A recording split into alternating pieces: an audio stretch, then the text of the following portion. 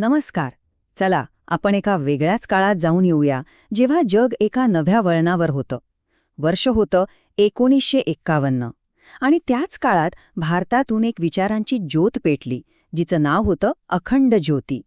आज आपण युगऋषी पंडित श्रीराम शर्मा आचार्यजी यांच्या लेखणीतून साकारलेल्या याच मासिकाच्या जुलै 1951च्या अंकातील विचारांमध्ये खोलवर डोकावणार आहोत. तर या अंकाचा आत्मा समजून घेण्यासाठी आपला हा प्रवास 4 टप्प्यांमधून होणार आहे. सगळ्यात आधी या मासिकामागे नेमकं दिव्य ध्येय काय होतं, मग त्या काळातल्या अनेक समस्यांवर एकच आध्यात्मिक उपाय कसा असू शकतो, त्यानंतर सगळ्यात महत्त्वाचं म्हणजे लोकांच्या आयुष्यात अक्षरशः बदल घडवून आणणाऱ्या काही अविश्वसनीय कथा, आणि शेवटी या सगळ्यातून आपल्याला नेमका कोणता संदेश मिळतो. चला तर मग सुरुवात करूया पहिल्या भागापासून. कोणतंही मोठं कार्य एका मोठ्या ध्येयाशिवाय उभं राहूच शकत नाही. मग या अखंड ज्योती आणि गायत्री चळवळीमागे नेमका कोणता उद्देश होता, चला तोच आता समजून घेऊया. फक्त नाव ऐकूनच किती शक्तिशाली वाटतं नाही का, अखंड ज्योती. ही काही केवळ एका मासिकाची ओळख नाहीये, तर हा एका अशा विचारांचा प्रवाह आहे जो कधीही विझू नये, जो पिढ्यानपिढ्या आपल्याला मार्ग दाखवत राहावा. हा केवळ कागदावर छापलेला मजकूर नव्हता, तर जगात एक सकारात्मक ऊर्जा पसरवण्यासाठी पाठवलेला एक शक्तिशाली आध्यात्मिक संदेश होता. आता या अंकाचा मूळ विचार समजून घेण्यासाठी ही स्लाइड खूप महत्वाची आहे. यात मानवी अस्तित्वाच्या 2 मूलभूत शक्तींबद्दल सांगितलंय, दैवी आणि आसुरी. दैवी शक्ती म्हणजे काय, तर प्रेम, करुणा, प्रामाणिकपणा, आणि आसुरी शक्ती म्हणजे स्वार्थ, क्रोध, लोभ. लेखकाच्या मते प्रत्येक माणसाच्या आत हा संघर्ष अविरत सुरू असतो, आणि आपल्या जीवनाचा खरा उद्देश म्हणजे या दैवी शक्तींना जागं करून आसुरी शक्तींवर विजय मिळवणं. आणि हे ध्येय स्वतः संस्थापकांच्या शब्दांतून किती स्पष्टपणे समोर येतंय पहा. उद्देश फक्त ज्ञान देणं नव्हता, तर प्रत्येक व्यक्तीच्या आत झोपलेल्या त्या आध्यात्मिक शक्तीला जागं करायचं होतं, जेणेकरून ती व्यक्ती स्वतःच्या पायावर उभी राहून आयुष्यातल्या कुठल्याही आव्हानाला सामोरी जाऊ शकेल. तर या सगळ्याचा अंतिम उद्देश काय होता? एक महान गायत्री मिशन, ज्याचे स्तंभ होते घराघरात आध्यात्मिक ज्ञानाचा दिवा पोचवणं, समाजात वाढणाऱ्या नकारात्मकतेला सकारात्मकतेने उत्तर देणं, प्रत्येकाला स्वतःमध्ये सुधारणा करण्यासाठी एक सोपा आणि प्रॅक्टिकल मार्ग दाखवणं, आणि सगळ्यात महत्त्वाचं म्हणजे अशा समाजाची उभारणी करणं ज्याचा पाया प्रेम, नैतिकता आणि दैवी मूल्यांवर आधारलेला असेल. ठीक आहे, ध्येय तर खूप मोठं होतं, पण त्या काळातल्या समस्याही तितक्याच मोठ्या होत्या. मग या सगळ्या समस्यांवर उपाय काय?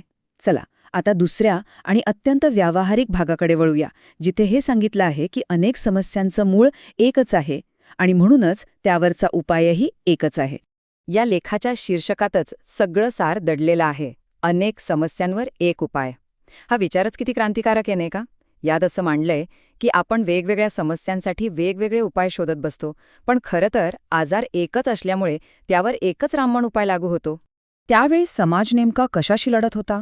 तर सामाजिक आणि नैतिक मूल्यांची होणारी घसरण, लोकांमध्ये वाढलेली चिंता आणि अशांती, प्रामाणिकपणाचा अभाव, समाजातला अन्याय आणि विषमता, आणि अनेकांच्या आयुष्यातून जगण्याचा उद्देशच हरवून गेला होता. या सगळ्या समस्या वरवर वेगळ्या दिसत असल्या तरी त्यांचं मूळ एकाच ठिकाणी होतं, आणि तो उपाय होता आतून बदल. हा उपाय बाहेरच्या जगात नव्हता, तो होता व्यक्तीच्या आत. पुन्हा एकदा नैतिकता, सचोटी आणि श्रद्धेच्या मार्गावर परतणं. आणि या मार्गावर चालण्याची शक्ती कुठून मिळणार? तर नियमित आध्यात्मिक साधनेतून. खरा बदल हा चारित्र्याच्या बदलातूनच येतो, हाच यामागचा ठाम विश्वास होता. आणि हा जो आतून बदलण्याचा विचार आहे तो फक्त व्यक्तिपुरता मर्यादित नव्हता. समाजाच्या एका अत्यंत महत्त्वाच्या घटकाकडे, म्हणजे स्त्रियांकडे बघण्याचा दृष्टिकोन बदलण्यावरही ह्या अंकात भर दिला गेला आहे. नारी प्रतिष्ठेसाठी पवित्र आंदोलन हा लेख याच विचारांचं प्रतीक आहे. हा विचार त्या काळाच्या कितीतरी पुढे होता याचा अंदाज घ्या. यात स्पष्टपणे म्हटलंय की जोपर्यंत समाजात स्त्रियांना सन्मान आणि प्रतिष्ठा मिळत नाही, तोपर्यंत त्या समाजाची खरी प्रगती होऊच शकत नाही. समाजाचं आरोग्य हे स्त्रियांच्या स्थितीवर अवलंबून असतं. म्हणजेच आध्यात्मिक क्रांती आणि सामाजिक क्रांती या एकाच नाण्याच्या 2 बाजू आहेत. आत्तापर्यंत आपण ध्येय आणि उपाय याबद्दल बोललो, पण हे सगळं फक्त बोलण्यापुरतं होतं का, की याचा लोकांच्या आयुष्यावर खरोखरच काही परिणाम झाला? चला आता या विश्लेषणाच्या सर्वात हृदयस्पर्शी आणि शक्तिशाली भागाकडे जाऊया, जिथे आपण प्रत्यक्ष अनुभव ऐकणार आहोत. या आहेत परिवर्तनाच्या खऱ्या कथा. पहिलीच कथा बघा, श्री गोस्वामीजी महाराजांची. त्यांच्या गायत्री साधनेवरची अतूट श्रद्धा त्यांच्या संपूर्ण कुटुंबासाठी कशी एक आशीर्वाद ठरली याचं हे एक सुंदर उदाहरण आहे. पुढे एक अनुभव आहे एका तपस्वी साधकाचा, ज्यांनी आपलं संपूर्ण आयुष्य साधनेसाठी वाहून टाकलं. त्यागातून आणि तपश्चर्येतून मिळणाऱ्या आत्मिक शक्तीचा हा एक ज्वलंत दाखला आहे. अनेकदा काय होतं ना, की आपल्या आयुष्यात सुख असतं पण शांती नसते. हा अनुभव अशाच एका व्यक्तीचा आहे, ज्यांना साधनेच्या मार्गावर चालताना केवळ सुखच नाही तर आंतरिक शांतीचा एक दिव्य प्रवाह अनुभवता आला. अरे बाप रे, ही कथा तर अंगावर काटा आणते. एका डॉक्टरने स्वतःच्या रुग्णाच्या बाबतीतला अनुभव लिहिलाय, जो मृत्यूच्या दारातून परत आला.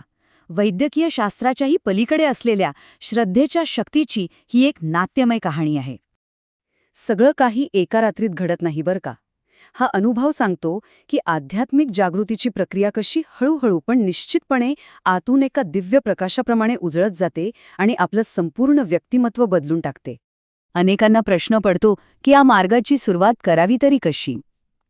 ही कथा अशाच एका सामान्य माणसाची आहे, ज्याचा कल हळूहळू गायत्री साधनेकडे कसा वळेला आणि त्याचं आयुष्य कसं बदललं याचं अगदी सहज सुंदर वर्णन यात आहे. माणसाच्या मनावर नियंत्रण ठेवणं हे सगळ्यात अवघड काम. हा अनुभव सांगतो की साधनेच्या आणि भक्तीच्या बळावर आपल्या मूलभूत इच्छा आणि वासनांवरही कसा विजय मिळवता येतो आणि मनाला एका उच्च पातळीवर कसं नेता येतं. आणि ही एक अत्यंत प्रभावी कथा आहे तरुण तारिणी माता यांची. एका स्त्रीच्या आध्यात्मिक प्रवासाची, तिच्या खोल अनुभूतींची आणि दैवी शक्तीशी असलेल्या तिच्या नात्याची ही कहाणी अनेकांसाठी प्रेरणास्थान ठरू शकते. ही कथा ऐकून तर कोणाच्याही डोळ्यात पाणी येईल. एका आई-वडिलांचं हरवलेलं बाळ श्रद्धेच्या चमत्कारामुळे त्यांना कसं परत मिळालं याची ही गोष्ट आहे. संकटाच्या काळात श्रद्धा कशी ढाल बनून उभी राहते हेच यातून दिसतं.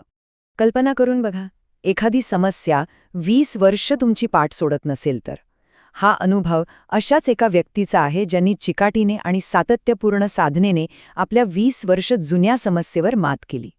आरोग्याशी संबंधित आणखी एक अनुभव, जिथे एका व्यक्तीला सततच्या औषधपाण्यातून आणि डॉक्टरांच्या फेऱ्यांतून सुटका मिळाली. हे उदाहरण दाखवतं की आध्यात्मिक आरोग्य हे शारीरिक आरोग्याचा पाया असू शकतं.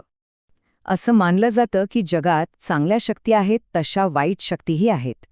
ही कथा सांगते की आध्यात्मिक साधना एका अभेद्य कवचाप्रमाणे काम करते, ज्यामुळे कोणत्याही नकारात्मक शक्तीचा हल्ला निष्फळ ठरतो. आणि शेवटी आपल्या सगळ्यांच्या आयुष्यात येणाऱ्या अपयशाबद्दलची ही कथा. जेव्हा सर्व दरवाजे बंद वाटतात तेव्हा श्रद्धा आणि नव्याने केलेले प्रयत्न यशाचा मार्ग कसा खुला करतात हे या अनुभवातून अधोरेखित होतं. तर ह्या सगळ्या कथा म्हणजे निव्वळ अनुभव नाहीत, तर त्या अखंड ज्योतीचा आत्मा आहेत. ह्याच कथा या अंकातील विचारांना जिवंत करतात. त्या सांगतात की हा मार्ग केवळ पुस्तकातला नाही, तर तो प्रत्यक्ष अनुभवण्याचा आहे आणि तो खरंच परिणामकारक आहे. आपण ध्येय पाहिलं, उपाय समजून घेतला आणि प्रत्यक्ष पुरावेही पाहिले. चला, आता आपण या प्रवासाच्या शेवटच्या टप्प्यात येऊन पोचलो आहोत. या सगळ्यातून मिळणारा अंतिम संदेश काय आहे आणि 1951 मधलं हे ज्ञान आज आपल्यासाठी तितकंच महत्त्वाचं का आहे हे पाहूया. या संपूर्ण अंकाचा सारांश काढायचा झाला तर तो 3 शब्दांत मांडता येतो: ध्येय, उपाय आणि पुरावा. एक महान ध्येय घेऊन हा अंक निघाला. त्याने जीवनातल्या सर्व समस्यांवर एकच आध्यात्मिक उपाय सांगितला आणि मग वाचकांच्याच अनुभवातून त्याचा पुरावा सादर केला.